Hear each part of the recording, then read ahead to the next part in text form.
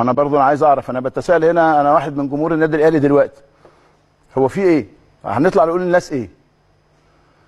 هقول للناس انا بادئ الدوري بتعادل وتعادل وهزيمه وتعادل.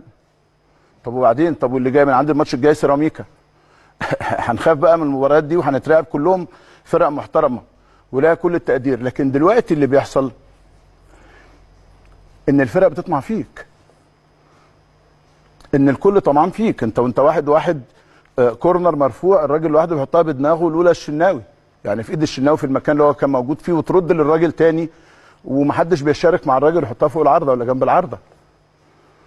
الله، هو انا طبعا ماشي تعادلت، اتحسب عليا بينالتي في الدقيقه 65، ده انا عندي لسه 25 دقيقه. 25 دقيقه دول في عمر النادي الاهلي دول ظهر، ده انا ما بهددش. طب يا جماعه ايه ده يا جماعه؟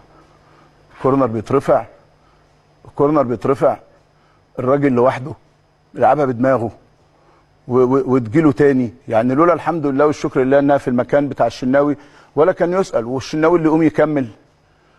احنا في ايه يا جماعه؟ واثنين من انبي هم اللي مكملين مع الكوره واحنا في نسينا كله واقف يتفرج. ما هو ده مش مقبول.